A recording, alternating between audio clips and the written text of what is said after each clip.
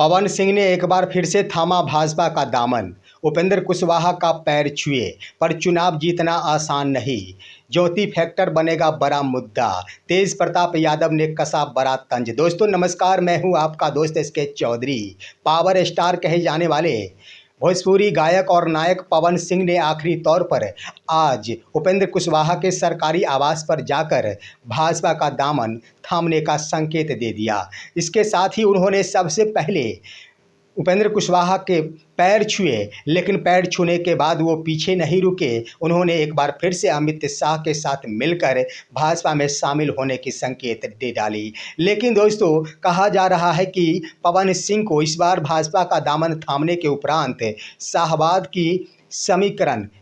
की सीटों का समीकरण बदल जाएगा। पवन सिंह के भाजपा में आने से एनडीए को बहुत बड़ा फायदा होगा। लेकिन यहाँ पर यह भी सोचने की ज़रूरत है कि आखिर पवन सिंह के ऊपर एक बड़ा फैक्टर है, ज्योति फैक्टर, जो कि इस चुनाव में रोड़ा बनकर उभरेगा। इसको लेकर अब तो यहाँ पर जनशक्ति जनता दल यानी उसके संरक्षक तेज प्रताप यादव के द्वारा भी पवन सिंह के ऊपर बड़ा तंज कसा गया है। आइए दोस्तों हम जानते हैं कि आखिर पवन सिंह भाजपा का दामन तो थामे है, क्या इस बार विधानसभा के चुनाव में पवन सिंह के माध्यम से एनडीए को फायदा होगा या फिर पवन सिंह खुद ही मकड़ी के जाल में उलझ कर रह जाएंगे। आइए दोस्तों इस पर चर्चा करने से पहले एक बार फिर से मैं आपसे वही गुजारिश करना चाहूँगा, आप मेरे इस चैनल शौर्या हिंदी न्यूज़ को अभी सब्सक्राइब कर लीजिए, क्योंकि मैं जो भी कराऊंगा आपको हमेशा ही सच से और सटीक विश्लेषण से रूबरू कराऊंगा। दोस्तों पावर स्टार पवन सिंह आज यानी 30 सितंबर 2025 को भाजपा में शामिल होने का संकेत दे दिए। मौका था जब सुबह 10 बजे ही पावर स्टार पवन सिंह उपेंद्र कुशवाहा के सरकारी आवास दिल्ली में 10 बजे सुबह ही उपस्थित हो गए थे। सबसे पहले पवन सिंह उपेंद्र कुशवाहा का पैर छूकर आशीर्वाद प्राप्त किए। वहां पर विभिन्न प्रकार की राजनीतिक बातें हुई और वहीं पर उपेंद्र कुशवाहा के द्वारा ये बातें कही गई कि पवन सिंह पहले भी भाजपा में थे और अभी भी भाजपा में ही है। साथ ही साथ उन्होंने कहा कि पवन सिंह के आने से एनडीए को मजबूती मिलेगी। दोस्तों इसको लेकर आप देखेंगे तो निश्चित रूप से यहाँ पर उपेंद्र कुशवाहा के द्वारा बहुत बड़ा सुलह किया गया है, क्योंकि बीते लोकसभा के चुनाव में पवन सिंह ने मजा चखा दिया था इसी उपेंद्र कुशवाहा को, जब वो काराकाट लोकसभा सीट से निर्दलीय चुनाव में उतर गए थे। हम आपको बता देना चाहेंगे कि पवन सिंह लोकसभा चुनाव 2024 से पहले ही भाजपा में शामिल हुए थे। अब भाजपा में शामिल होने के बाद जब उनके मन के मुताबिक सीट नहीं मिले तो उन्होंने निर्दलीय चुनाव लड़ने का फैसला कर लिया था और वो काराकाट लोकसभा सीट से निर्दलीय चुनावी मैदान में भी कूद गए थे, जिसका फलाफल ये हुआ था कि पवन सिंह भी चुनाव हार गए थे और उपेंद्र कुशवाहा भी चुनाव हार गए थे। वहां पर एनडीए की हार हुई थी और महागठबंधन में लेफ्ट के उम्मीदवार राजा राम सिंह की जीत हुई थी। दोस्तों इसके तहत उपेंद्र कुशवाहा ने आज दिल्ली में कहा कि वो भाजपा में आ गए हैं और भाजपा का दामन औपचारिक रूप से 5 अक्टूबर 2025 को वो थामेंगे, यानी भाजपा में शामिल होंगे 5 अक्टूबर को। पवन सिंह यहाँ पर उपेंद्र कुशवाहा से मुलाकात करने के बाद सीधे ही गृह मंत्री अमित शाह के पास पहुंचे और वहां भी उन्होंने उनसे आशीर्वाद प्राप्त करते हुए 20 मिनट तक राजनीतिक मुद्दों से जुड़े मसलों पर विचार विमर्श किया। दोस्तों इसके तहत खबरें तो चल रही है कि पवन सिंह का यहाँ पर भाजपा में शामिल कराना उपेंद्र कुशवाहा का एक बहुत बड़ा प्रयास है, लेकिन पवन सिंह के शामिल होने से ऐसी बात नहीं है कि एनडीए को बहुत बड़ा फायदा होगा। यहाँ पर पवन सिंह चुनाव जीतेंगे भी या फिर ना जीतेंगे, ये भी सवाल उठ रहा है। ऐसा इसलिए कि पवन सिंह के ऊपर ज्योति फैक्टर एक बड़ा मुद्दा बन चुका है। दोस्तों आप गौर करेंगे, पवन सिंह के ऊपर एक मामला है कि उन्होंने अभी तक 3-3 पत्नी को छोड़ रखे हैं। ठीक है, यह उनका अपना निजी मामला है, परंतु बीते लोकसभा का चुनाव 2024 पर नज़र दौड़ाएंगे तो पवन सिंह लोकसभा चुनाव से पहले भी अपनी वर्तमान पत्नी ज्योति सिंह से दूर रह रहे थे।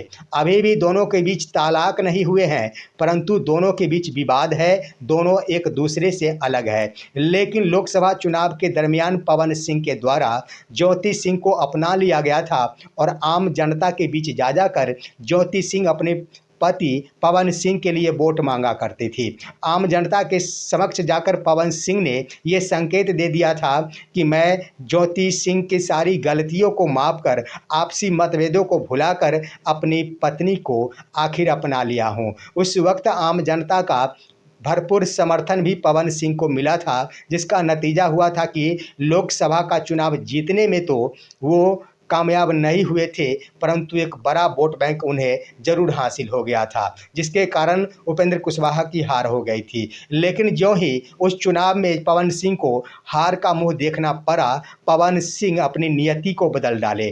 पवन सिंह एक बार फिर से अपनी पत्नी ज्योति सिंह से दूर हो गए और यहाँ तक कि बार बार भी ज्योति सिंह के द्वारा आज भी पवन सिंह से गुहार लगाया जाता है।